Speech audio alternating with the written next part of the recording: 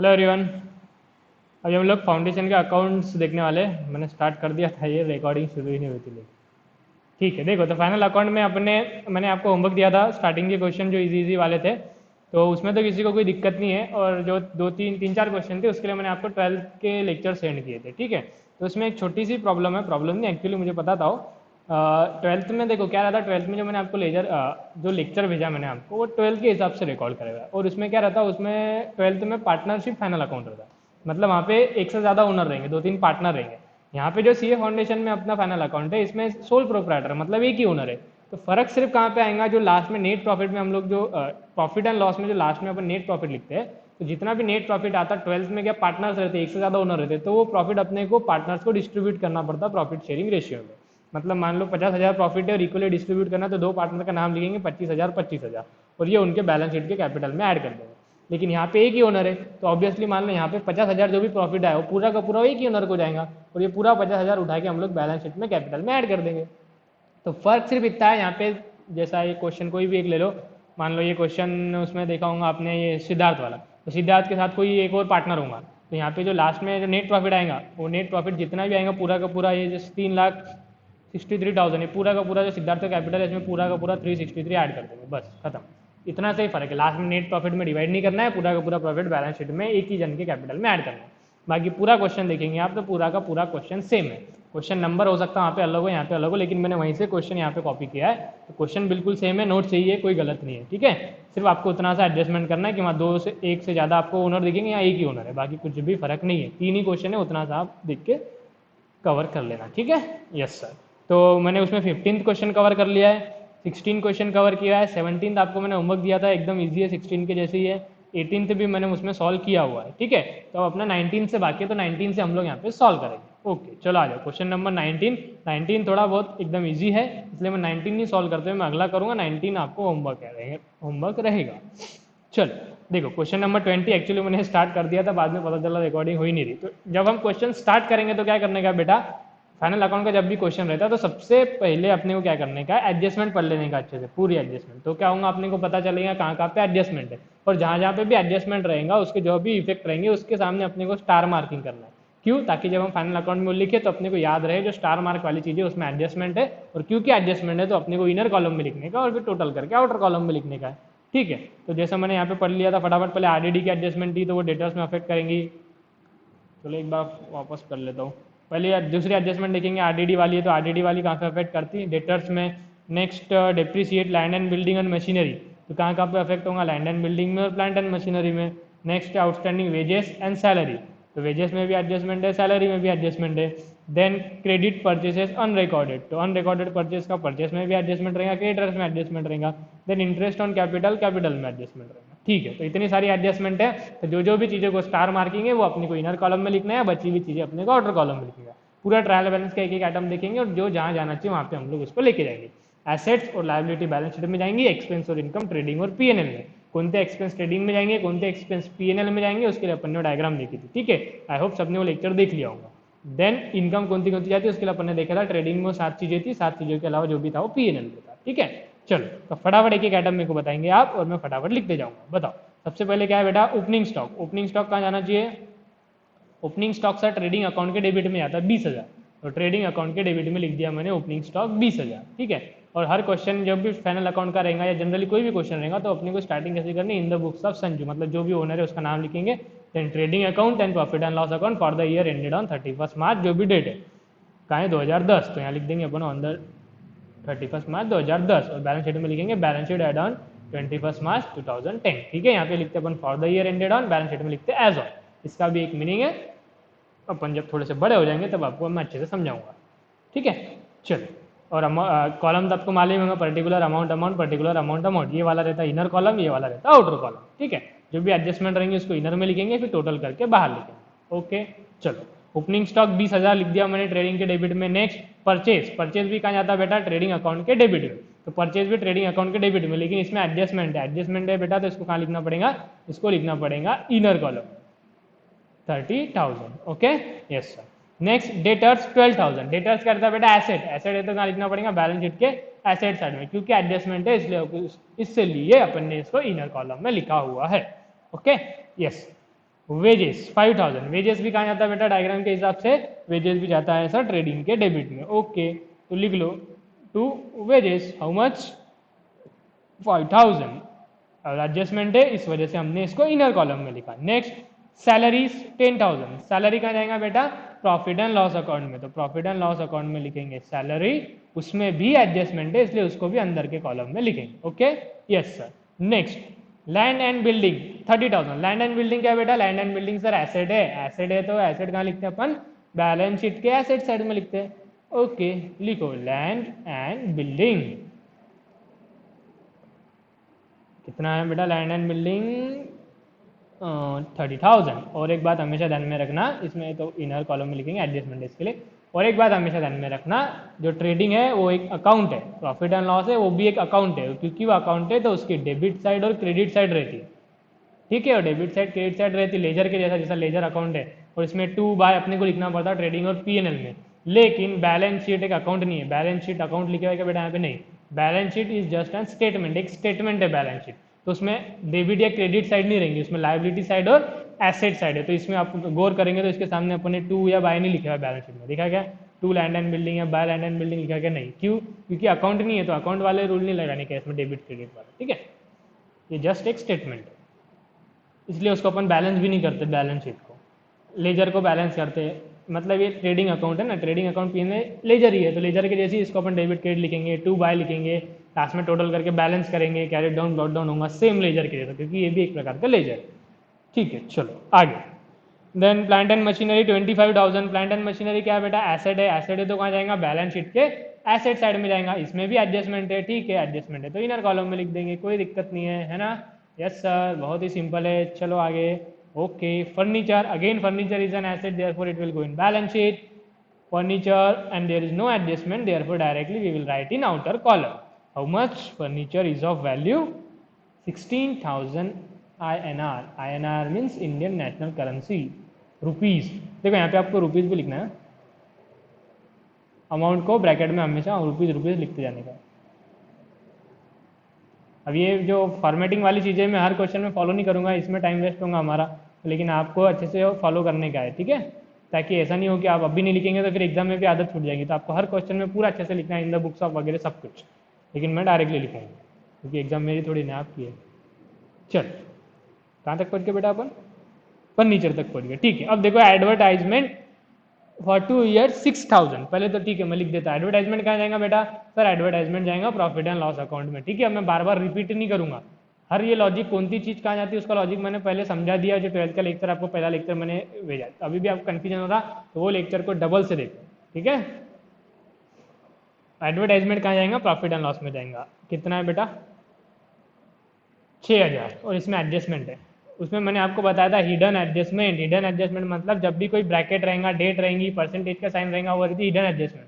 तो ये भी देखो बेटा एक हिडन एडजस्टमेंट है। ठीक है, हिडन एडजस्टमेंट को अपन हाथ कर लेंगे ताकि हम भूल ना जाए, नहीं तो क्या होता नीचे की एडजस्टमेंट अपन करते जाते और हिडन एडजस्टमेंट ऊपर की भूल जाते, इसलिए हिडन एडजस्टमेंट हमेशा हाथ कर देंगे। ठीक है सर, अब बताओ मेरे को एक बात, क्या होंगी इसकी एडजस्टमेंट, एडवर्टाइजमेंट फॉर 2 ईयर 6,000, यहाँ पे ब्रैकेट में क्या लिखा बेटा 2 साल, मतलब ये जो 6,000 का हमने खर्चा किया एडवर्टाइजमेंट का, ये 1 साल के लिए नहीं किया बेटा, ये 2 साल के लिए किया। लेकिन आप एक बात मुझे बताओ, ट्रेडिंग अकाउंट या प्रॉफिट एंड लॉस अकाउंट अपन कितने साल के लिए बनाते बेटा, 1 ही साल के लिए बनाते ना, तो प्रॉफिट एंड लॉस अकाउंट 1 साल के लिए बन रहा, तो ये 6,000 की अमाउंट जो आपने लिख दी बेटा ये 2 साल की है, तो ये गलत हो गया ना। प्रॉफिट एंड लॉस 1 साल का है तो उसमें एक्सपेंस भी 1 साल का ही जाना चाहिए, तो यहाँ पे एक्सपेंस 1 ही साल का जाना चाहिए, 1 साल का एक्सपेंस अपने को यहाँ से हटाना पड़ेगा।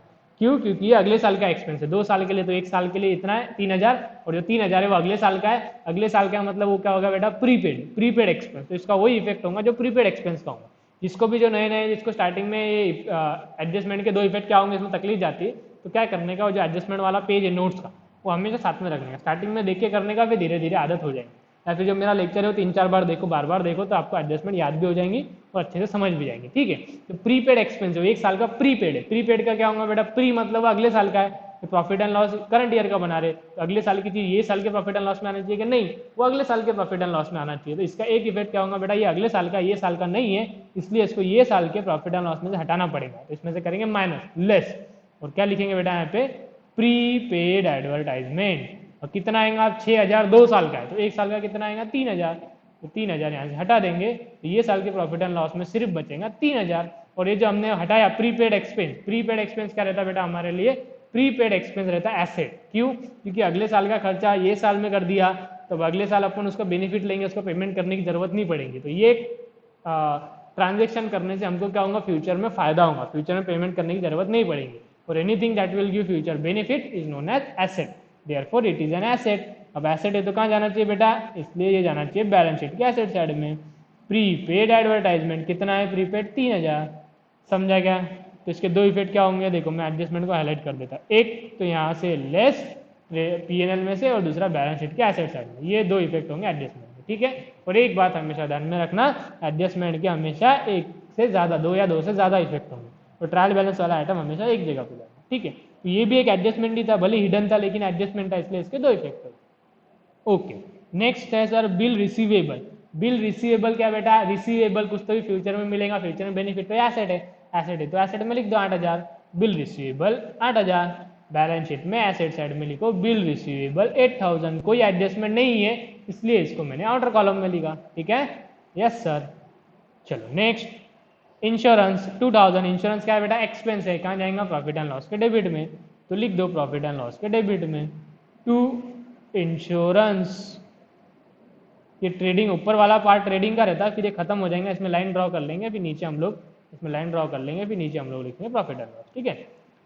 टू इंश्योरेंस कितना बेटा, इंश्योरेंस 2000 है I think, yes, okay, yes. Next drawings 5000, drawings क्या बेटा, कैपिटल का अपोजिट, ड्राइंग का कैपिटल का अपोजिट है, मतलब हम ड्राइंग का क्या करते हैं बेटा, ड्राइंग को हम करते हैं कैपिटल में से माइनस। यहाँ पे कितना ड्राइंग है बेटा, 5000, तो अपने को क्या करना पड़ेगा, कैपिटल में से माइनस। कैपिटल कहाँ रहता है, कैपिटल सर बैलेंस शीट में लायबिलिटी साइड में ऊपर में रहता है, ठीक है, ये कुछ तो भी कैपिटल रहेगा, वो कैपिटल में से हम लोग करेंगे लेस ड्राइंग, कितना था बेटा 5000, ठीक है, यस सर।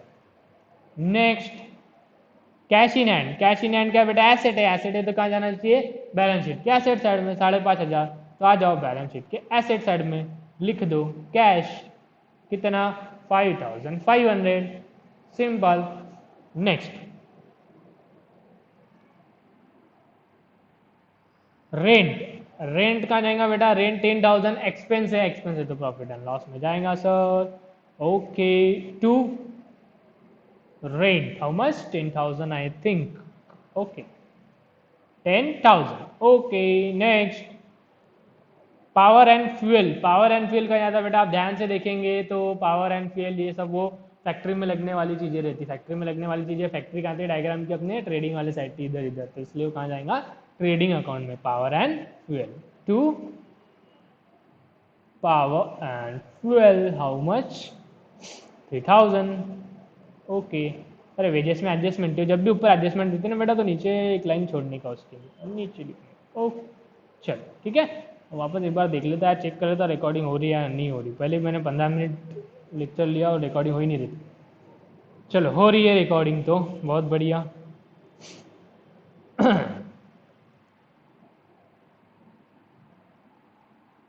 चलो आ जाओ, कहाँ तक हो गया था, ये डेबिट साइड हो गई थी, क्रेडिट साइड में आ जाओ, कैपिटल संजू कहाँ जाएगा, बैलेंस शीट में, कैपिटल साइड में संजू लिख दो, capital Sanju how much 70,000, okay ठीक है। चलो नेक्स्ट सेल्स 70,000, सेल्स बेटा कहाँ जाएगा, ट्रेडिंग अकाउंट के क्रेडिट साइड में जाएगा, बाय सेल्स हाउ मच 70,000, कोई एडजस्टमेंट नहीं, therefore directly in outer column.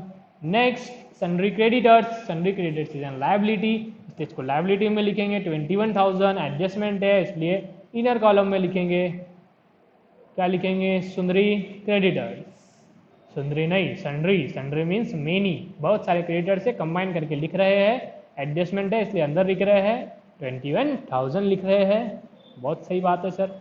Bills payable again liability, liability इसलिए बैलेंस शीट की लायबिलिटी साइड में 20,000, bills payable 20,000, bills payable 20,000, liability side में लिखेंगे bills payable 20,000, okay. Next discount 5,000, sir अब ये discount paid है कि डिस्काउंट रिसीव्ड है, कुछ बोलेगा नहीं, हमने क्या समझना, अब बेटा थोड़ा सा दिमाग लगाना पड़ेगा, कौन से साइड में लिखे हुआ है ये डिस्काउंट, क्रेडिट साइड में, अब यार देखो एसेट तो होगा नहीं, लाइबिलिटीज तो होंगी नहीं, दो में से एक चीज हो सकती है। अगर डिस्काउंट पेड है तो या तो एक्सपेंस हो सकता है, डिस्काउंट रिसीव्ड है तो या तो इनकम हो सकता है, दो ही चीज हो सकती है। अब एक बात मेरे को बता, कौन सी साइड में लिखा है? क्रेडिट साइड में।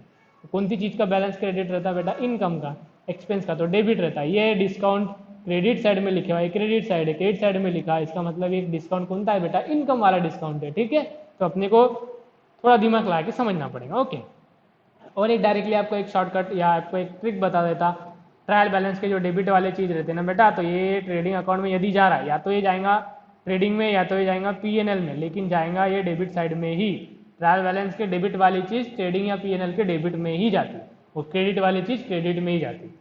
और दूसरा या तो जा सकेगा अगर बैलेंस शीट में, तो डेबिट वाली चीज़ हमेशा बैलेंस शीट में यदि जा रही तो एसेट साइड में ही जाएंगी ट्रायल बैलेंस के, तो क्रेडिट वाली चीज़ यदि एसेट बैलेंस शीट में जा रही तो लाइबिलिटी में जाएगी। लॉजिक वही है बेटा, लाइबिलिटी का बैलेंस क्रेडिट रहता है इसलिए क्रेडिट वाली चीज लाइबिलिटी में जाएंगी, एसेट का बैलेंस डेबिट रहता है इसलिए डेबिट वाली चीज एसेट में जाएंगी। कोई ऐसी बड़ी खास दिक्कत नहीं है। ठीक है, तो ये डिस्काउंट क्रेडिट में दिया क्योंकि ये इनकम है, और इनकम में इसलिए बेटा ये प्रॉफिट एंड लॉस के क्रेडिट में जाना चाहिए। डिस्काउंट 5000। ओके, लिखो bye discount how much? 5000। Okay, outstanding rent. Outstanding rent मतलब रेंट है, देना बाकी है, देना बाकी है तो फ्यूचर में देना पड़ेगा, और anything that we have to give in future is a liability, therefore it will go in balance sheet in liability side 1500। ठीक है, तो लिख दो फिर, क्या दिक्कत है? क्या था बेटा? Outstanding rent. Okay, how much? Amount amount amount 1500। Okay, चलो ट्रायल बैलेंस हो गया खत्म। अब फटाफट हम लोग एडजस्टमेंट देखेंगे, और आप लोग मेरे साथ साथ जैसे मैं बोल रहा, आप लोग वो एडजस्टमेंट के दो इफेक्ट रिकॉल करने की कोशिश करेंगे। इसको 2 मिनट लेक्चर को पॉज करने का, जैसे मैं एडजस्टमेंट पढ़ूंगा पॉज करना, दिमाग में सोचने का, दो इफेक्ट ये जा रहे क्या, फिर प्ले करने का, देखने का, मैंने जो बोला आपने जो बोला वो मैच हो रहा है कि आप सही हो या गलत हो। ठीक है, तो आपकी रिवीजन भी हो जाएंगी और ये भी हो जाएगा। ऐसा नहीं करना बस लगा दिया टीवी में लेक्चर और प्रवचन चालू है, आप भी थोड़ा सा इसमें इन्वॉल्वमेंट लेने का। ठीक है, आमने सामने ये तो मैं क्वेश्चन पूछ सकता, यहाँ नहीं पूछ सकता, तो इसलिए आपने थोड़ा इन्वॉल्वमेंट दिखाने का, लेक्चर को बीच बीच में पॉज करने का, खुद सोचने का इसका क्या आएगा, और फिर लेक्चर को देखने का। ऐसा आप करेंगे इंटरैक्टिव तरीके से, तो आपके दिमाग में ज़्यादा अच्छी तरीके से ये याद रहेगा। ठीक है, यस सर। और जोर जोर से ऐसा बोलते रहने का, घर वालों को भी पता चलना चाहिए ना बेटा कि हम पढ़ाई कर रहा है, बेटा हमारा है मोबाइल में पिक्चर देख रहा है, क्या देख रहा है, गेम खेल रहा है, पता ही नहीं चलेगा। ऐसा बीच बीच में चिल्लाते रहने का, एसेट लायबिलिटी, तो उनको भी पता चलेगा कि कुछ ना कुछ पढ़ाई कर रहा है। ठीक है, यस सर। चलो पहला एडजस्टमेंट देखो क्या है बेटा, स्टॉक ऑन हैंड 31 मार्च 2010 35,000। बेटा ये क्या है? Closing stock. क्लोजिंग स्टॉक के दो इफेक्ट क्या रहते हैं? एकदम सिंपल सर, देखो एक तो जाता सर ट्रेडिंग अकाउंट के क्रेडिट में, क्योंकि ये गुड्स रिमूव होने का या गुड्स निकलने का एक तरीका है बेटा, बाय क्लोजिंग स्टॉक 35,000। ये हो गया एक इफेक्ट। तो दूसरा इफेक्ट क्या जाएगा बेटा? सर दूसरा इफेक्ट हो जाएगा, एसेट भी रहता है हमारा, इसलिए बैलेंस शीट के एसेट साइड में भी जाएगा। तो closing stock 35,000। Okay, yes sir, very good, एकदम सिंपल एडजस्टमेंट। नेक्स्ट बेटा देखो, right of 2000 for further bad debt. अब आप एक बात मुझे बताइए, एडजस्टमेंट में दी हुई बैड डे पे तो ओल्ड है या न्यू है? ये है बेटा new bad day. Trial balance वाली बैड डे वो आरडीडी रहती ओल्ड, और एडजस्टमेंट वाली रहती न्यू, तो ये बैड डेप कौन थी बेटा? New bad Depp 2000। Directly amount देती, कैलकुलेट करने की जरूरत है। और फिर बाद में एक और चीज बोली, maintain RDD at 5% on debtors. RDD बनानी है 5%। तो क्या करने का बेटा, जब भी आरडीडी की एडजस्टमेंट है ना, तो उसको सब मार्किंग करने का, और उसको सबसे आखिरी में करने का। क्यों? क्योंकि जो अदर कोई एडजस्टमेंट है यदि जो डेटर्स को अफेक्ट करती, तो वो पहले अपने को कर देने का, जैसे अनरिकॉर्डेड सेल्स हो गया, तो फिर वो पहले उसको एडजस्टमेंट करेंगे, और फिर बाद में हम लोग आरडीडी निकालेंगे। तो गलत नहीं होना चाहिए, इसलिए क्या करेंगे, आरडीडी को हमेशा याद रखने का, उसको सबसे आखिरी में करने का, लेकिन याद रखने का, छोड़ नहीं देने का, नहीं तो आखिरी में करना भूल ही गए। तो आरडीडी पे हम लोग बाद में आएंगे, पहले बाकी की एडजस्टमेंट पहले कर लेते हैं। अगली एडजस्टमेंट देखो, depreciate land and building at 5%, machinery at 10%। Depreciation के दो इफेक्ट क्या होंगे? एक डिप्रिसिएशन मतलब सर एसेट की वैल्यू रिड्यूस होना, एसेट की वैल्यू रिड्यूस होना, तो एक इफेक्ट तो क्या होगा, बैलेंस शीट में एसेट में से हम इसको करेंगे लेस, क्योंकि एसेट की वैल्यू को अपने को कम करने का है। So less depreciation eight 5%। 30,000 का 5% बेटा कैलकुलेटर अलाउड है अपने को, कैलकुलेटर पे करने का फटाफट। 5% आएगा इसका 1,500, 10% आता 3,000, तो उसका आधा 1,500। कितने की लैंड एंड बिल्डिंग बचेंगी बेटा? 28,500। ठीक है, और उसी तरह प्लांट एंड मशीनरी में भी डेप्रिसिएशन है, तो उसमें से भी लेस करेंगे डेप्रिसिएशन एट 10%। 25,000 का 10% होता है बेटा 2,500, तो 2,500 इसमें से डिडक्ट करेंगे, 25 में से 2.5 गए तो हम बचेंगे 22,500। ठीक है, ये तो हो गए एक इफेक्ट। और दूसरा इफेक्ट क्या होगा, ये हमारा खर्चा है, एक्सपेंस है, इसलिए जाएगा प्रॉफिट एंड लॉस के डेबिट साइड में। To depreciation on land and building, plant and machinery. Land and building पे 1500 था, प्लांट एंड मशीनरी पे 2500 था, तो टोटल डिप्रिसिएशन हो गया है 4000। ठीक है, यस सर। मैं हाईलाइट कर देता इसके दोनों इफेक्ट, एक तो पीएनएल के डेबिट में और दूसरा एसेट में से लेस। जो भी एडजस्टमेंट के इफेक्ट रह रहे हैं मैं उसको हाईलाइट करा ताकि आपको अच्छे समझ में आ जाएंगे कि ये एडजस्टमेंट का पार्ट था। Okay, yes sir, so simple. Next, अरे कहाँ चले गया पर, ये रहा। ठीक है, outstanding expense were wages 2000, salary 10,000। ये क्या बेटा, आउटस्टैंडिंग एक्सपेंस, ये वाली एडजस्टमेंट में देख रहा हूँ, एडजस्टमेंट नंबर 4।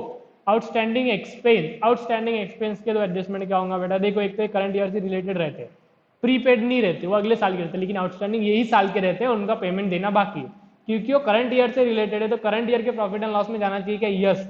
इसका पहला इफेक्ट तो क्या होगा, करंट ईयर के प्रॉफिट एंड लॉस में या ट्रेडिंग में, जहाँ पे भी वो आइटम जाता है, जैसा वेजेस ट्रेडिंग में तो ट्रेडिंग में, सैलरी पीएनएल में जाता है तो पीएनएल में, तो जहाँ पे भी वो जाता ट्रेडिंग या पीएनएल में, उसमें अपने को करना पड़ेगा ऐड। आउटस्टैंडिंग हमेशा ऐड करते, प्रीपेड हमेशा लेस करते, तो आउटस्टैंडिंग अपन एक इफेक्ट तो रहेगा पीएनएल या ट्रेडिंग में ऐड।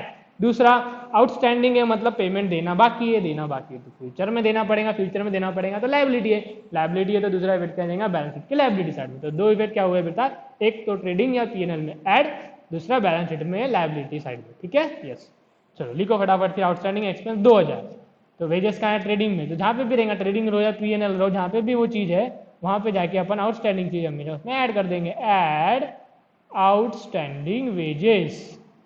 कितना है बेटा, 2000, इसमें ऐड कर देंगे तो टोटल वेजेस आउटर कॉलम में लिख लो कितनी हो गई बेटा, 7000। और दूसरा इफेक्ट क्या होता है इसका, सर एक प्रकार की लायबिलिटी है, इसलिए लायबिलिटी साइड में लिखेंगे अपन इसको outstanding wages 2000। Okay, yes sir. और दूसरा क्या था, सैलरी भी आउटस्टैंडिंग थी, तो सैलरी में भी वैसे ही ऐड आउटस्टैंडिंग सैलरी।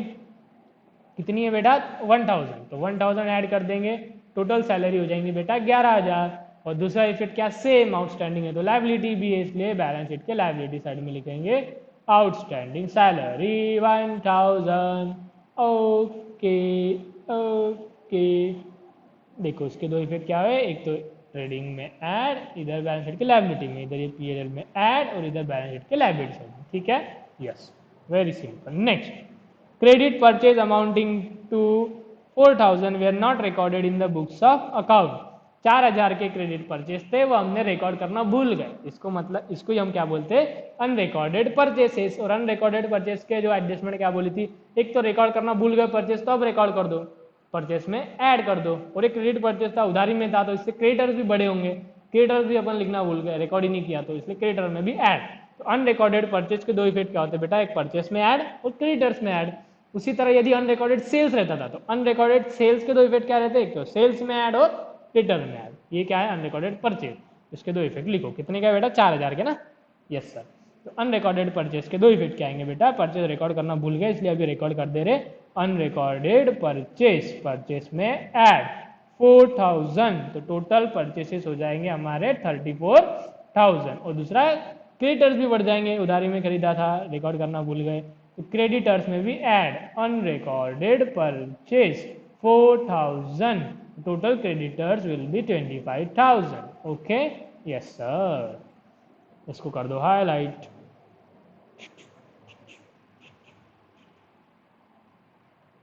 ठीक है, yes, okay, very good. Next, provide interest on capital eight 5% per annum. Interest देना है कैपिटल पे, मतलब जो पार्टनर का, संजू का पार्टनर नहीं, ओनर है यहाँ पे अकेला, ये 70,000 का उसका कैपिटल है, उसको अपने को इंटरेस्ट देने का है। अपन हमेशा कौन अपने आप को क्या मानने का, बिजनेस मानने का। अकाउंट्स में बिजनेस अलग है, उसका ओनर अलग है, अकाउंट्स की परिभाषा में बिजनेस अलग ओनर अलग। अपने को अकाउंटिंग एंट्री अपन ओनर की करते कि बिजनेस की करते, बेटा बिजनेस की करते। तो बिजनेस के पर्सपेक्टिव से सोचने का कि बिजनेस के लिए क्या खर्चा है। अभी अपन इंटरेस्ट संजू को दे रहे, तो अगर आप संजू अपने आप को संजू समझेंगे तो संजू के लिए बेटा इनकम होगी, लेकिन हम संजू की एंट्री नहीं कर रहे, हम कर रहे बिजनेस की एंट्री करते हैं हमेशा। तो बिजनेस के पर्सपेक्टिव से सोचने का, बिजनेस क्या कर रहा, संजू का जो 70,000 कैपिटल पड़ेगा उसके पास, बिजनेस के पास, तो बिजनेस उसको 70,000 पे ब्याज दे रहा, तो बिजनेस इंटरेस्ट दे रहा, तो बिजनेस के लिए तो बेटा क्या हो गया, खर्चा हो गया। एक्सपेंस हो गया, तो इसका एक इफेक्ट क्या आ जाएगा P&L के डेबिट में क्योंकि खर्चा है। और दूसरा क्या, संजू को हम लोग कुछ तो भी दे रहे, जब भी ओनर को कुछ तो भी देंगे तो उसका कैपिटल बेटा बढ़ेगा, कैपिटल बढ़ेगा तो दूसरा इफेक्ट क्या करने का आपने कैपिटल में ऐड। तो दो इफेक्ट क्या होंगे इंटरेस्ट ऑन कैपिटल के बेटा, एक तो हमारे बिजनेस के लिए वो खर्चा है इसलिए प्रॉफिट एंड लॉस के डेबिट में लिखेंगे हम लोग टू इंटरेस्ट ऑन कैपिटल 70,000 का 5% ना, 70,000 का 5% बेटा आप यदि निकालेंगे तो वो होगा 3,500, ठीक है। तो एक इफेक्ट, और दूसरा हम ओनर को दे रहे तो जो भी चीज ओनर को देते उसको अपन क्या करते कैपिटल में ऐड कर देते, add interest on capital 3,500, okay yes sir. तो इसको एक बार हाईलाइट कर दीजिए, ठीक है कर देते हैं जैसा आप बोलो, ठीक है yes sir very good. Next हो गया बेटा एडजस्टमेंट समाप्त। अब क्या करने का रहता, अब करने का रहता सर टोटल, ठीक है करो टोटल फटाफट।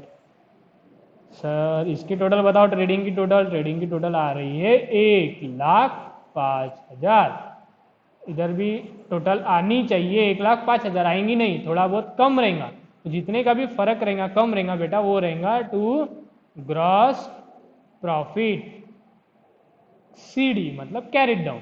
कितने का ग्रॉस प्रॉफिट आ रहा निकालो, क्या करने का, ये जो 1,05,000 है इसमें से ये सारी चीजें माइनस कर देने का, -20,000 -34,000 -7,000 -3,000, तो आपका ग्रॉस प्रॉफिट आ रहा है 41,000, ठीक है यस सर आया 41,000 यस।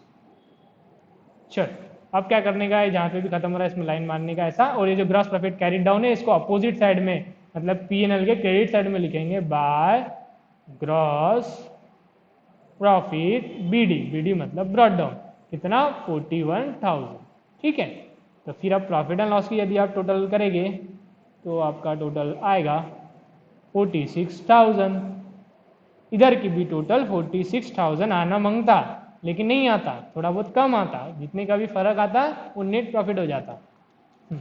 देखा राइमिंग वर्ड, देखो बेटा करो फटाफट, इसकी टोटल करो डेबिट साइड की तो वो आती 10,000 plus 11,000 plus 3,000 plus 2,000 plus 4,000 plus 3,500, 33,500। देखो देखो देखो देखो देखो देखो मैंने पहले ही बोला था और वही गड़बड़ हो गई है। मैंने क्या बोला था, RDD हम लोग आखिरी में करेंगे, लेकिन जब भी हम कोई भी चीज़ बोलते आखिरी में करेंगे वो अपन भूल जाते, ठीक है भूलने के बहुत ज़्यादा चांसेस है बेटा, तो इसलिए अपन इसको आखिरी में नहीं करेंगे, पहले ही कर देंगे अपन इसको, ठीक है। चलो RDD रह गया था, write off 2,000 as further bad debt बोलिए, जब भी RDD आएगी तो मैंने आपको एक चीज़ बोली थी बेटा, क्या बोला था मैंने आपको, RDD के दो इफेक्ट मैंने आपको अलग से बताया था, एक तो P&L के डेबिट में और एक बैलेंस शीट में होता, दो जगह पे। तो P&L के डेबिट में जो होता अपन उसको 3-4 चीजें एक साथ रहती है, तो याद रखने के लिए अपन आसान भाषा में अपन क्या बोलते हैं उसको, ओ नो वाली वर्किंग बोलते हैं, ओ नो।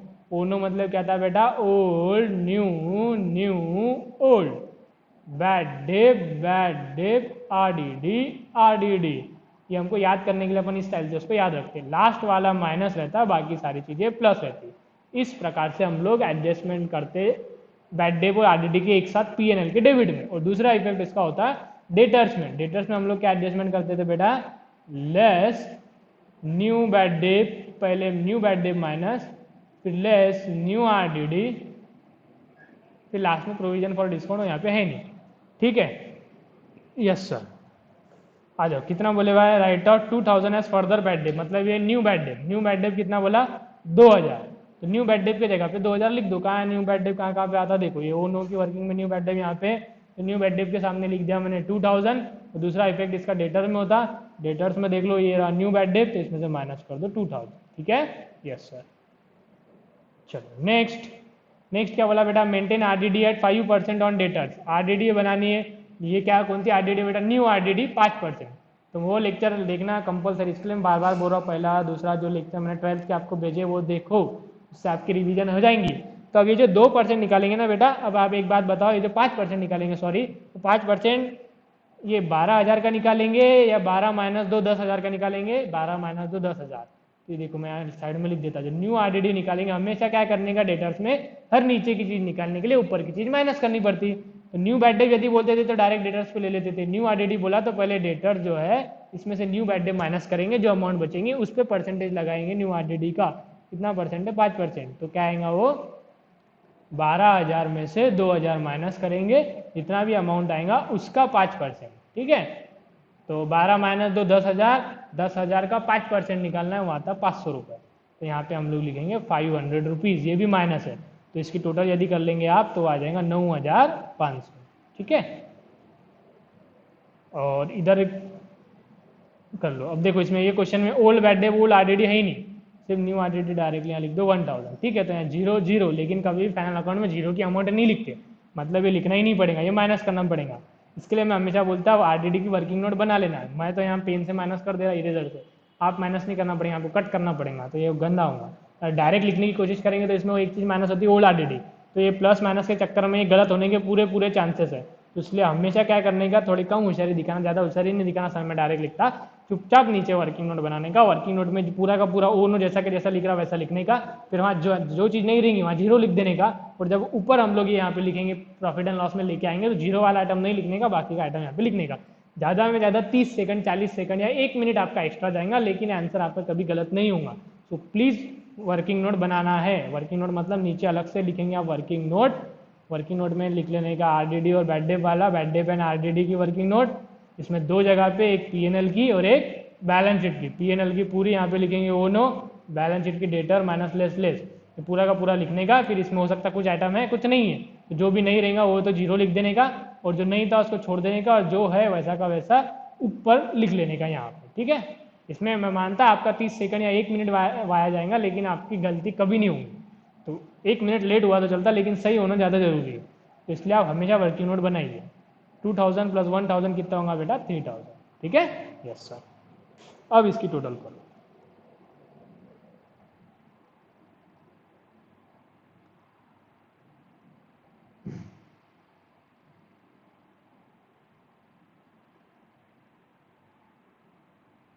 टोटल कितनी आई थी बेटा इसकी सर, टोटल आई थी 46,000, तो इसकी भी 46,000 आनी चाहिए, और नेट प्रॉफिट निकालो फिर अब कितना आता, 46,000 minus 10,000 minus 11,000 minus 3,000 minus 2,000 minus 4,000 minus 2,500 minus 2,000, 9,500 आ रहा है यार मेरा।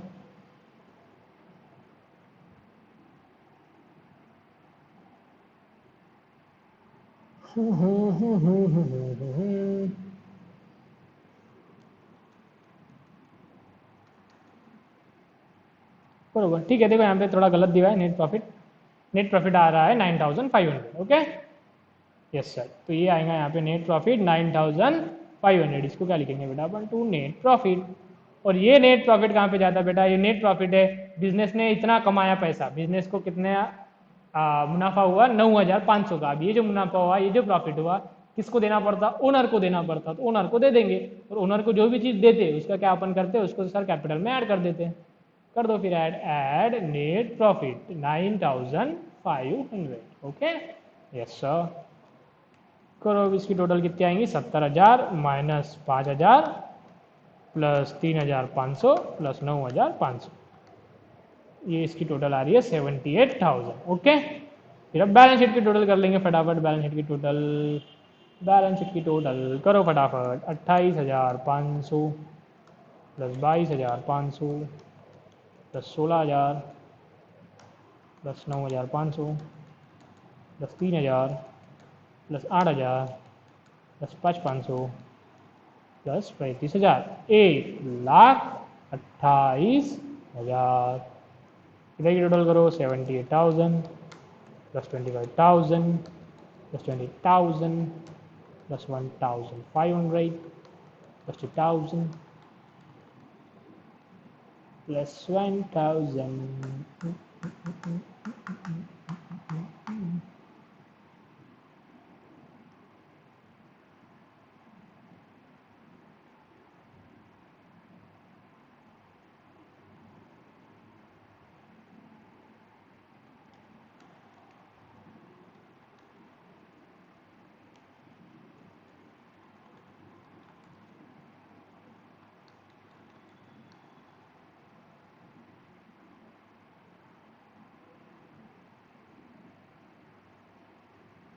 तो गड़बड़ है दया, कुछ तो गड़बड़ है।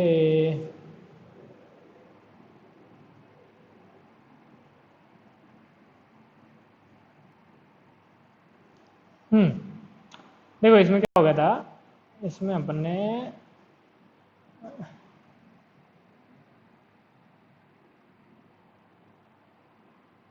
देखो इधर इसमें अपन ने आरडीडी कितनी निकाली बेटा, आरडीडी निकाली 500, न्यू आरडीडी 500 है, तो यहाँ पे न्यू आरडीडी भी 500 ही लिखना पड़ेगा ना। यहाँ पे कितना लिख डाला है ना, यहाँ पे न्यू आरडीडी भी आएगा 500, तो ये हो जाएगा बेटा 2500, ये हो जाएगा 2500, ये बरोबर है इसका मतलब, ये हो जाएगा अगर 2500, तो हमारा नेट प्रॉफिट आप यदि कैलकुलेट करके देखेंगे तो वो आएगा 10,000, ठीक है। और ये जो नेट प्रॉफिट 10,000 हम लोग यहाँ ऐड करेंगे कैपिटल में,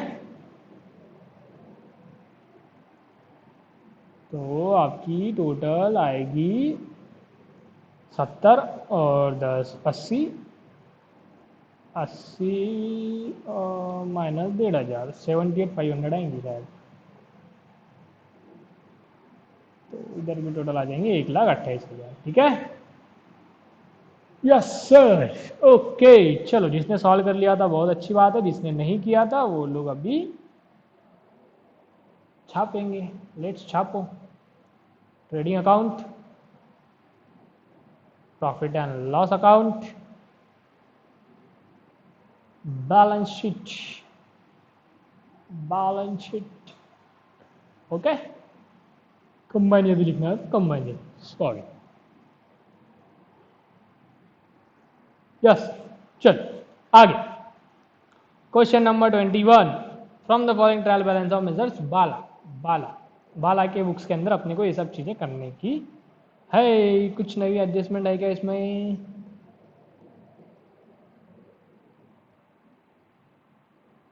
दिख तो नहीं रही है, चलो ठीक है, तो भी मैं एक सॉल्व करके बता देता आपको ये वाला भी।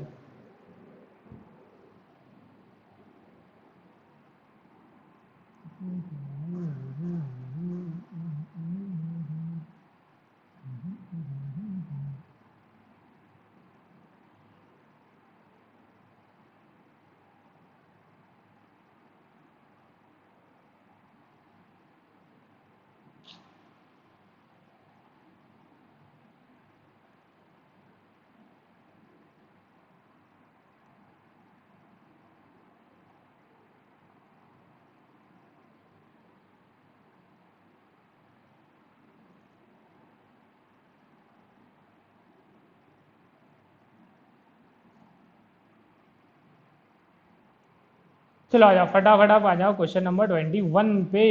ओके, बाला के बुक में ये सब चीज़ें करने की, पहले क्या करने का फाइनल अकाउंट में हमेशा फटाफट एडजस्टमेंट पढ़ने का। क्लोजिंग स्टॉक तो ठीक है, दूसरी देखो uninsured goods were of 10,000 were stolen, तो जो अनइंश्योर्ड गुड्स स्टोलन है मतलब गुड्स लॉस बाय थेफ्ट, इसका क्या होता है ट्रेडिंग के क्रेडिट में, गुड्स लॉस बाय थेफ्ट और पीएनएल के डेबिट में, मतलब कहीं भी इसमें कुछ ऐड लिया लेस नहीं होने वाला, तो स्टार आएगा ही नहीं। Next goods worth 10,000 were sold but no entry, मतलब ये अनरिकॉर्डेड सेल्स है। अनरिकॉर्डेड सेल्स बेटा कहाँ अफेक्ट करते हैं, एक तो सेल्स में और एक डेटर्स में, ठीक है। Yes, next depreciate plant and machinery and motor van, depreciate plant and machinery और मोटर वैन, कहाँ पे इसके अफेक्ट आएगा, मोटर वैन और प्लांट एंड मशीनरी, ठीक है। Next bill receivable include dishonoured of bill, bill receivable dishonoured है, इसके इफेक्ट कहाँ पे आएंगे बेटा, बिल रिसीवेबल में आएगा और डेटर्स में भी आएगा। यस सर, डेटर्स में 2-3 एडजस्टमेंट आएगा। Then create a reserve for doubtful debt on 5% on debtor, ये बहुत बढ़िया क्वेश्चन। चल आरडीडी, आरडीडी करनी है तो डेटर्स में एक और आएगा। अब देखो डेटर में 3 स्टार आएगा, मतलब डेटर्स में 3 एडजस्टमेंट है, एक अनरिकॉर्डेड सेल्स वाली, एक बिल रिसीवेबल डिसऑनर्ड वाली और एक आरडीडी वाली। तो क्या करने का, आरडीडी वाली सबसे आखिरी में करने का, ठीक है, पहले बाकी की करने का, बाद में आरडीडी वाली करेंगे। चलो बताओ फटाफट एक आइटम बताएंगे। ओपनिंग स्टॉक, ओपनिंग स्टॉक कहाँ जाएगा बेटा, सर ओपनिंग स्टॉक ट्रेडिंग के क्रेडिट, ट्रेडिंग के डेबिट में, लिखो फटाफट, ठीक है बेटा लिख रहा फटाफट, शांति रखो 2 मिनट। तो ओपनिंग स्टॉक फटाफट 10 मिनट के अंदर अपने क्वेश्चन खत्म करने का। ओपनिंग स्टॉक 28,000, मार्क कितने मार्क का था सर फाइनल अकाउंट, डिपेंड, इसमें कोई ऐसा 12th ऐसा फिक्स नहीं है कि ये चैप्टर का 10 मार्क का था 15 मार्क का था, लेकिन फिर भी क्वेश्चन की साइज पर डिपेंड करता है। कभी कभी 8 मार्क के लिए भी पूछा, कभी कभी 10 मार्क के लिए भी पूछा है, कभी 12 के लिए भी पूछा है, कभी 15 के लिए भी पूछा है। तो क्वेश्चन कितना बड़ा रहेगा उसके हिसाब से उसके मार्क डिसाइडेड रहेंगे। तो 8 तो मिनिमम आएगा ही आएगा, मिनिमम 8 से लेके 15 तक का ये क्वेश्चन आ सकता है, लेकिन क्वेश्चन आएगा जरूर, ठीक है। 8 से लेके 15 तक इसका वेटेज है। तो अपने को यदि 15 मार्क का भी यदि क्वेश्चन है तो ये 20 मिनट में अपना हो जाना चाहिए, 20 मिनट से ज़्यादा नहीं लेना चाहिए, है ना। जब अपन फाइनल अकाउंट क्वेश्चन स्टार्ट करेंगे तो आप टाइम भी देखा करो कितना लगा। स्टार्टिंग में तो ठीक है ज़्यादा लगेगा, लेकिन जब हम इसको डबल सॉल्व करेंगे, जब रिवाइज करेंगे या आप लोग डबल सॉल्व करेंगे तब टाइम देखना कितना लगा, ठीक है। 20 मिनट में हो जाना चाहिए। चलो फटाफट, लेकिन अपन अभी तक 15-20 मिनट में अपन भी कवर करने की कोशिश करेंगे, लेकिन मेरे को बार बार समझाना पड़ता तो थोड़ा मेरा लंबा हो जाता, आप जल्दी कर लेना। परचेसेस 1,16,400, परचेस कहाँ जाएगा बेटा, ट्रेडिंग के डेबिट में। टू परचेस 1,16,400 था क्या, हाँ 1,16,400, ठीक है, यस सर, बढ़िया। Next trade expenses, trade expenses कहाँ जाएंगे बेटा, ट्रेड एक्सपेंस जाएंगे trading, T for trade, T for trading. Trade expenses आएंगे ट्रेडिंग में। To trade expenses, okay okay, how much, 2,400, yes sir. Next चलो फटाफट फटाफट बोलो। रॉयल्टी, रॉयल्टी भी कहाँ जाता बेटा, परमिशन लेनी पड़ती, पैसा देना पड़ता ओरिजिनल राइटर को, क्रिएटर को, ये सब प्रोडक्शन के पहले ही देना पड़ता। प्रोडक्शन कहाँ था अपना, फैक्ट्री में, फैक्ट्री कहाँ पे थी, लाइन के इधर, लाइन के इधर, मतलब ट्रेडिंग में, इस वजह से रॉयल्टी भी कहाँ जाएगा, ट्रेडिंग। तो royalty will go in trading account 6,200 to royalty 6,200, okay okay. Then wages and salary, wages and salary कहाँ पे जाएगा, वेजेस एंड सैलरी जाएगा सर ट्रेडिंग में। ये मैंने शायद लिखाया था क्या, डबल लिखा देता, देख लो। अगर सिर्फ वेजेस बोले हुआ है तो ये जाता बेटा ट्रेडिंग अकाउंट में, सिर्फ सैलरी बोले हुआ है तो सैलरी जाती है प्रॉफिट एंड लॉस अकाउंट में। अगर वेजेस एंड सैलरी बोले हुआ है तो अपन क्या अजम्पशन लेंगे, देखो जो पहले है उसको अपन इंपॉर्टेंस देंगे, प्रायोरिटी देंगे। तो अपन ये वेजेस एंड सैलरी है तो अपन ये अज्यूम करेंगे वेजेस है, और वेजेस है तो वेजेस कहाँ जाता है, वहीं पे ये चल जाएगा, तो वेजेस एंड सैलरी भी जाएगा ट्रेडिंग में। और यदि सैलरी एंड वेजेस लिखे हुआ है तो पहले क्या लिखा है बेटा, सैलरी, तो किसको प्राधान्य देंगे, सैलरी को। तो सैलरी कहाँ पे जाती है, पीएनएल में ना, तो इसलिए सैलरी एंड वेजेस भी कहाँ जाएंगे, पीएनएल में, ठीक है। ये कहीं पे मार्जिन में कहीं पे ऊपर आप लिख लो, अलग से लिखना, रजिस्टर के क्वेश्चन, दो क्वेश्चन के बीच में नहीं लिखना, वो चीज़ कभी मिलती नहीं जिंदगी में। इसको या तो रजिस्टर में ऊपर लिखो या नोट्स पे लिखो, कहीं पे भी लिखो, ऐसी जगह पे लिखो जो बार बार आपको दिखे, ठीक है। Okay sir, next.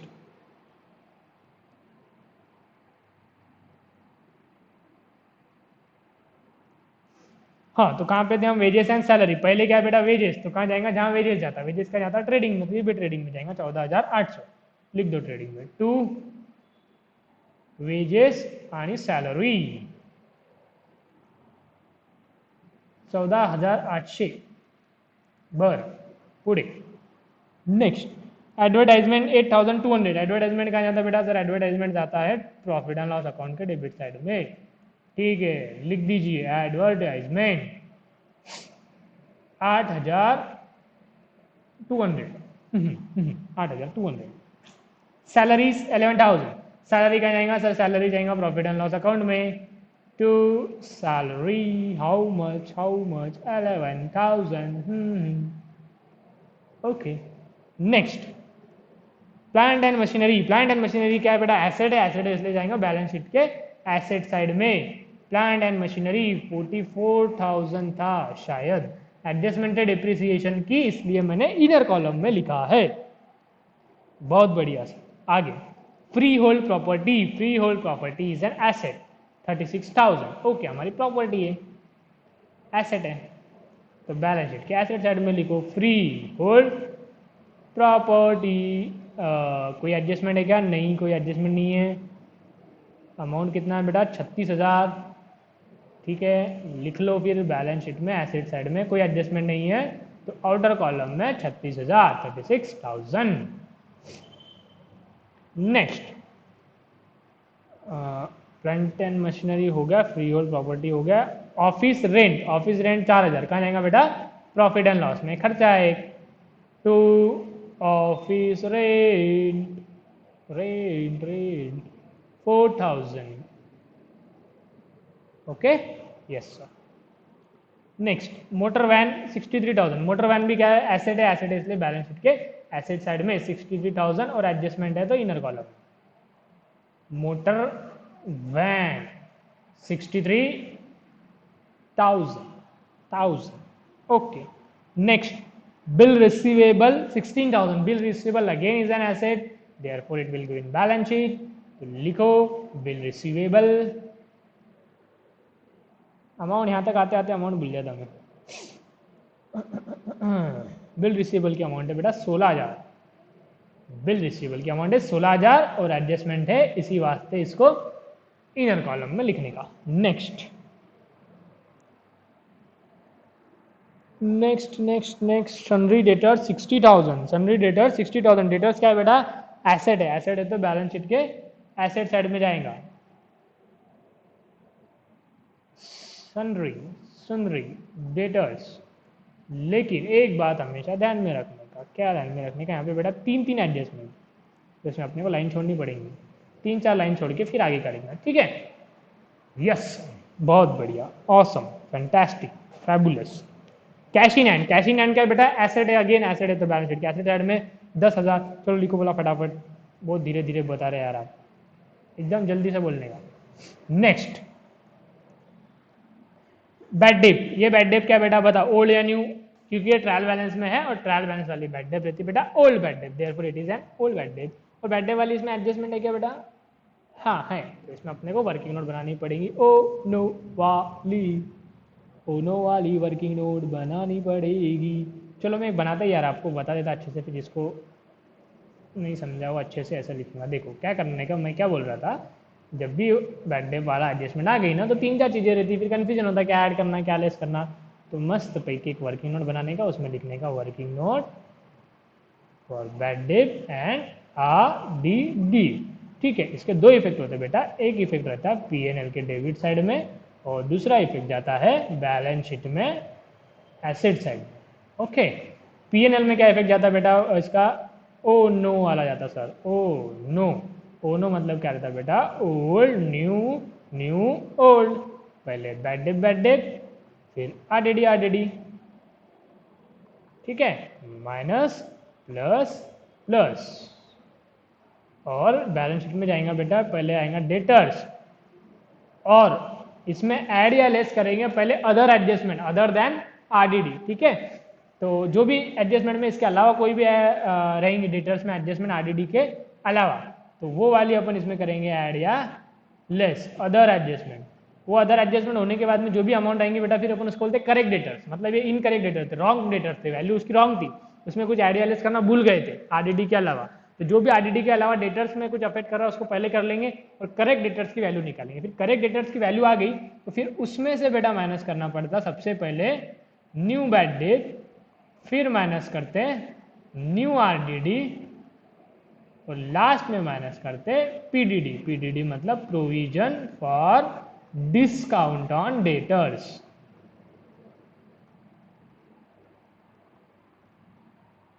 और तब जाके हमारी एडजस्टमेंट पूरी होंगी, और इधर provision for discount on debtors अलग से लिखते हैं, तब जाके एडजस्टमेंट पूरी होती। पर इसमें इतने सामने ये पूरा कवर कर लिया, इसके अलावा कुछ नहीं रहेगा इसमें RDD के एडजस्टमेंट में, इतनी चीजें रहेंगी। कोई कोई हो सकता है क्वेश्चन में पूरी आ जाए, लेकिन कभी कभी मैक्सिमम टाइम क्वेश्चन में सारी चीजें नहीं रहेंगी, मतलब एक चीज है, एक नहीं, 1-2 चीजें इसमें कम रहेंगी। फिर कम वाली चीजें से क्या होता, कम वाली चीज रहेंगी तो अपन ये जीरो वाला आइटम ऊपर नहीं लिखते, तो फिर वहाँ अपन डायरेक्ट करने की कोशिश करेंगे। तो एक चीज इसमें देखो, यहाँ माइनस है, यहाँ पे ऐड है, नीचे माइनस है, तो ये एडलेस अपन डायरेक्ट करने की कोशिश करें तो गलत होने के पूरे चांसेस है। ट्रस्ट में, जो बच्चा डायरेक्ट करता है उसका गलत होता ही होता है। आपका नहीं हुआ तो एक बार नहीं हुआ, 2 बार नहीं हो सकता, एग्जाम में गलत हो जाए। तो रिस्क नहीं लेने का, 1 मिनट सिलक ध्यान देने का, नीचे वर्किंग नोट बनाने का।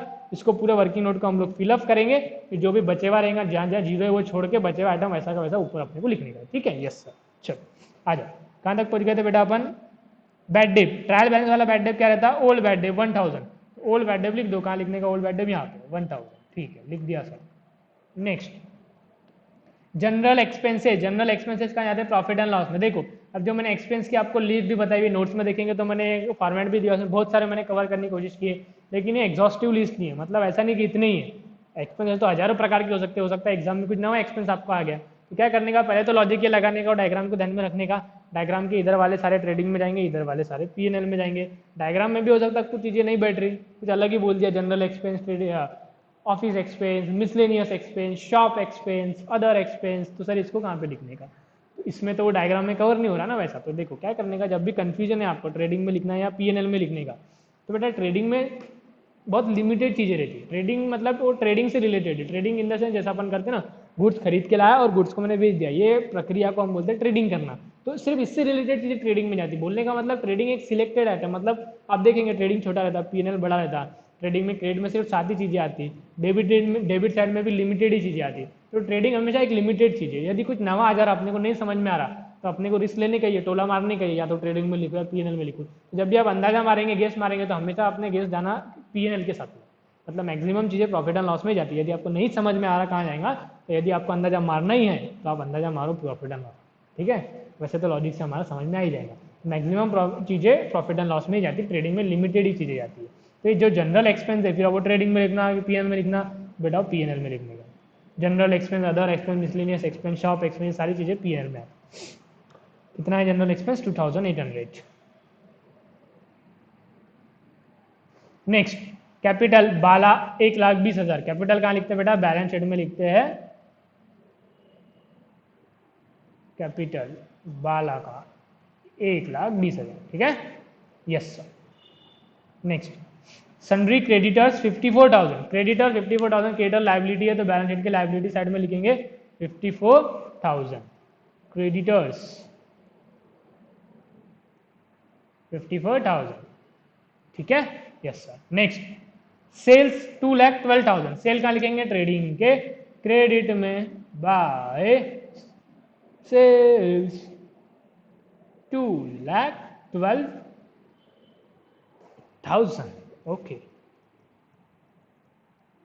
आरडीडी 1,800। अब ये आरडीडी ट्रायल बैलेंस वाली है, तो ओल्ड है या न्यू है बेटा? सर ये ओल्ड आरडीडी 1,800, ठीक है। तो लिख लो ओल्ड आरडीडी कहाँ लिखते हैं?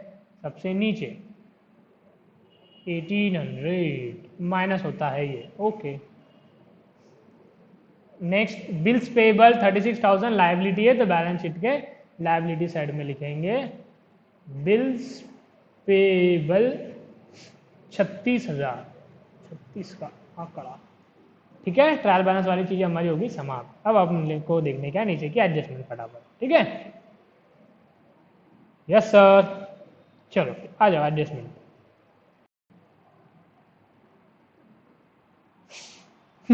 पहली एडजस्टमेंट क्लोजिंग स्टॉक, जिसकी कॉस्ट है वैल्यूड एट कॉस्ट 76,000 और मार्केट प्राइस है 80,000। क्लोजिंग स्टॉक में एक बात हमेशा ध्यान में रखना, क्लोजिंग स्टॉक में दो वैल्यू भी रहेंगी, एक रहेंगी कॉस्ट प्राइस, एक रहेंगी मार्केट प्राइस। तो अपने कौन सी वैल्यू लेने का रहता बेटा? Which ever is lower.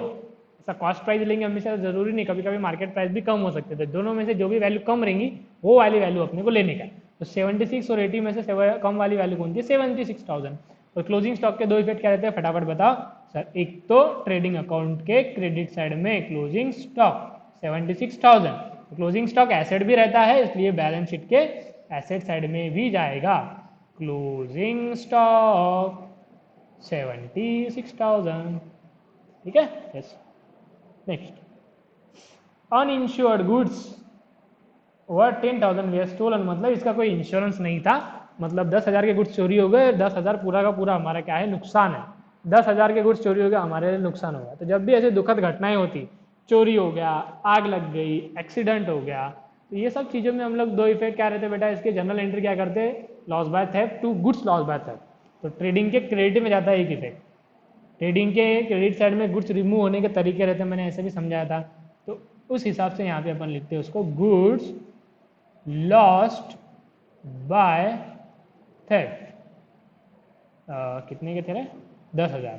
तो गुड्स रिमूव होने का तरीका है, गुड्स रिमूव हो गए, वो ना तो सेल्स में गया होगा, चोरी हो गया, तो ना तो क्लोजिंग स्टॉक में दिख रहा होगा, इसलिए उसको अपने को अलग से लिखना पड़ता कि जो 10,000 के गुड्स थे बेटा वो चोरी हो गए। अब ये चोरी हो गए तो अपना क्या होगा बेटा? नुकसान हो गया, लॉस हो गया। तो कोई भी लॉस रहता है, लॉस को अपन क्या लिखते हैं? लॉस लिखते सर हम ट्रेडिंग के पीएनएल के डेबिट, इसको क्या लिखेंगे बेटा? To loss by theft. कितने का लॉस हो गया? पूरा 10,000। यदि कोई इंश्योरेंस रहता था तो जितना इंश्योरेंस हो रहा, मान लो 6,000 का इंश्योरेंस रहता था, तो 6,000 तो इंश्योरेंस कंपनी से पैसे मिल जाएंगे। लॉस कितने का होगा? सिर्फ 4,000 का। तो यहाँ पे पीएनएल में लिखते थे सिर्फ 4,000, ट्रेडिंग में 10,000 लिखते थे, P&L में लिखते थे सिर्फ 4000 और 6000 इंश्योरेंस कंपनी से मिलता था, मिलने वाला है, फ्यूचर में मिलेंगे, एसेट है, तो इसलिए उसको लिखते थे बैलेंस शीट के एसेट साइड में। तो यदि जब इंश्योरेंस रहता तो 3 इफेक्ट जाएंगे, एक तो ट्रेडिंग के क्रेडिट में जितने का गुड्स जल गया या चोरी हो गया पूरे का पूरा, जितने का नुकसान हो गया नुकसान यहाँ पे, और जितना इंश्योरेंस कंपनी देंगी वो बैलेंस शीट के एसेट साइड में। ठीक है, यहाँ पे 2 ही चीजें थी इसलिए 2 लिखा मैंने। और एक बात हमेशा ध्यान में रखने का बेटा, यहाँ पे देखो, यहाँ पे गुड्स वर्ड है, यहाँ पे गुड्स नहीं है, यहाँ पे लॉस बात है, यहाँ पे गुड्स है, वो गुड्स वर्ड आना बहुत जरूरी है, दोनों में सिर्फ गुड्स का ही फर्क है, तो अच्छे से ध्यान से लिखना। ट्रेडिंग के क्रेडिट में अपन क्या लिखते हैं, गुड्स लॉस बाय फायर या जो भी है। चलो next, goods worth 10,000 were sold and delivered on 31 March but no entry is passed in sales book. इसका सीधा सीधा सिंपल मतलब है बेटा अनरिकॉर्डेड सेल्स। ये लाइन का मतलब, ये लाइन नहीं भी रहती थी तो हम वही करते थे, ये सिर्फ ऐसी अधिक जानकारी दी हुई आपको कंफ्यूजन करने के लिए। क्या बोला, कोई तो भी गुड्स है, हमने 31 मार्च को बेचा, मतलब आखिरी में बेचा ना, तो एंट्री करना भूल गए, क्योंकि आखिरी दिन बेचा तो एंट्री करना भूल गए। बताओ, अब ये हम 31 मार्च को बेचो या 1 जनवरी को बेचो, इससे हमको कोई फर्क नहीं पड़ता। यदि आप भूल गए तो वो हो गया अनरिकॉर्डेड सेल, अनरिकॉर्डेड सेल हो गया तो उसका वही एडजस्टमेंट होगा। अनरिकॉर्डेड सेल्स के 2 एडजस्टमेंट बताओ, क्या होते 2 एडजस्टमेंट, एक तो सेल्स में ऐड और एक डेटर्स में ऐड। 10,000, ठीक है, तो क्या होता बेटा एडजस्टमेंट, अरे सेल्स में एडजस्टमेंट थी, आपने बताया नहीं, कैसे बच्चे हैं रे बदमाश।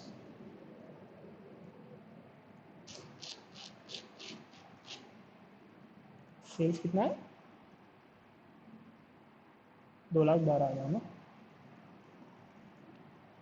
2,12,000। इसमें क्या करना पड़ता है बेटा, ऐड अनरिकॉर्डेड सेल्स, आप पूरा लिखना है, तो शॉर्टकट में लिखना यूआर वगैरह। अनरिकॉर्डेड सेल्स 10,000, तो टोटल सेल्स हो जाएंगे 2,22,000। तो दूसरा इफेक्ट क्या होता है, डेटर्स में ऐड, डेटर्स में कर दो ऐड, मतलब रॉन्ग डेटर्स थे, रॉन्ग को करेक्ट बनाएंगे, फिर करेक्ट डेटर्स पे आरडीडी का परसेंटेज लगाएंगे। Add unrecorded sales 10,000, okay, yes sir. तो इसके दोनों इफेक्ट को मैं हाईलाइट कर देता हूं। एक तो, अरे हाइलाइटर, चलो हाइलाइटर आपका समय है, चल दिया, चलो हो गया, yes sir. Next, depreciate plant and machinery at 10%, motor van at 15%। Depreciation के 2 इफेक्ट, एसेट में से लेस और पीएनएल के डेबिट में एक्सपेंस, ठीक है। प्लांट एंड मशीनरी पे 10%, ओके। आ जाओ प्लांट एंड मशीनरी पे, डेप्रिसिएशन मतलब एसेट की वैल्यू का कम होना, उसी को डेप्रिसिएशन बोलते हैं, इसलिए एसेट की वैल्यू को कम कर रहे हैं। कितना, 10%, 44,000 का 10% होता है 4,400। तो अब कैलकुलेटर पे आप निकालेंगे तो वो आएगा, डायरेक्ट क्या करने का, 44,000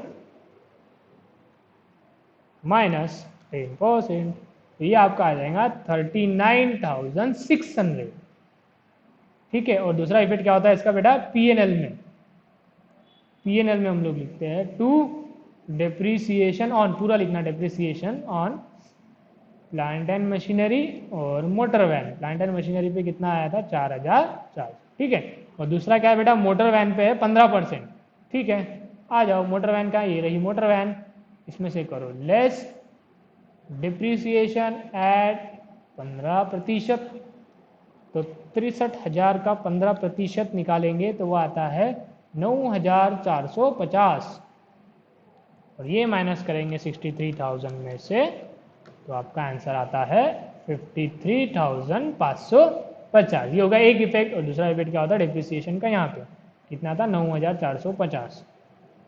टोटल करेंगे तो आ जाएगा 4,400 प्लस 9,450, टोटल में डिप्रिसिएशन आ जाएगा 13,850, और इधर मोटर वैन की कीमत है इतनी, ठीक है। तो इसको मैं दोनों इफेक्ट को हाईलाइट कर दूं, डिप्रिसिएशन का एक इफेक्ट, अरे यार हाईलाइटर थोड़ा लेट चलता है, लेट करंट है हाईलाइटर। एक तो डिप्रिसिएशन का इफेक्ट होता है एसेट में से लेस, और दूसरा प्रॉफिट एंड लॉस के डेबिट, ठीक है, यस सर, ठीक है। चलो मैं चार्जर लगा लेता इससे पहले कि बंद हो जाए।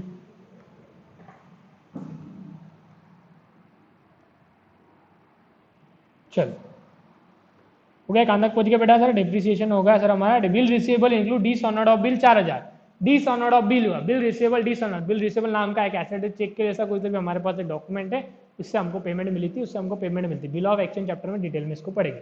अभी अपने को समझना है बिल रिसीवेबल का चेक के जैसा मानो, बिल रिसीवेबल हो गया डिसऑनर्ड, चेक जैसे बाउंस होता है वैसा बिल रिसीवेबल डिसऑनर्ड हो गया। बिल रिसीवेबल एसेट है, वो एसेट अब कुछ काम का नहीं रहा, कुछ काम का नहीं रहा तो उसमें से हटाना पड़ेगा।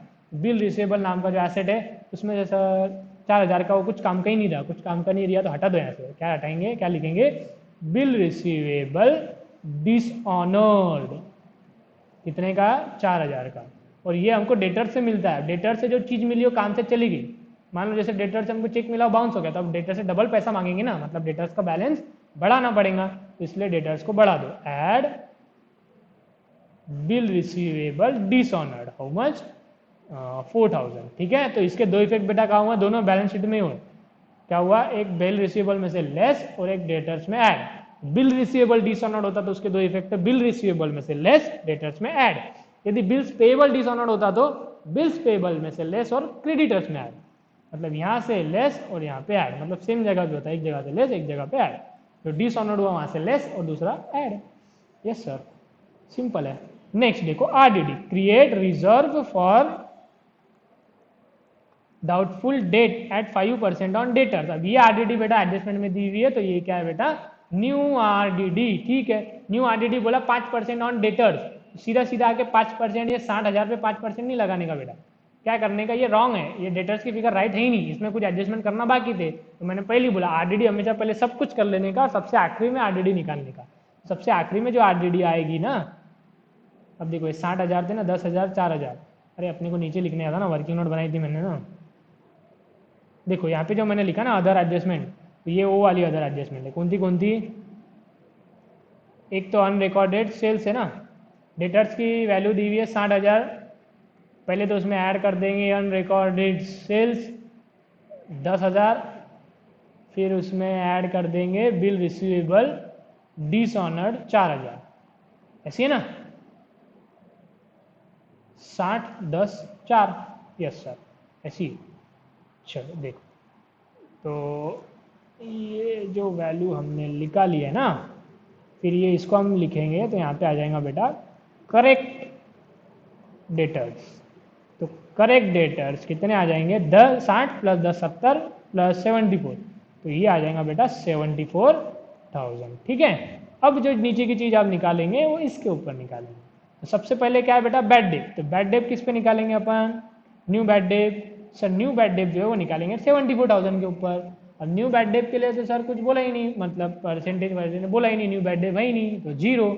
फिर निकालेंगे न्यू आरडीडी। तो न्यू आरडीडी कैसे निकालते बेटा, हम लोग 74 में से न्यू बैड डेप माइनस करते। अब यहाँ पे कुछ है नहीं, यदि कुछ रहता था तो क्या करते थे बेटा, हर ये आरडीडी की एडजस्टमेंट जो है बैलेंस शीट वाली, इसमें हर नीचे की एडजस्टमेंट के लिए ऊपर वाली एडजस्टमेंट पहले करनी पड़ती, फिर जो अमाउंट आएंगे उसके ऊपर परसेंटेज लगाते। तो 74 में से लेस है, 74 माइनस यहाँ पे ये 0 है, यदि कुछ भी रहता था तो पहले वो माइनस करते थे, जो अमाउंट आएंगी उसके ऊपर परसेंटेज लगा देते। तो कितना परसेंट है, 5%।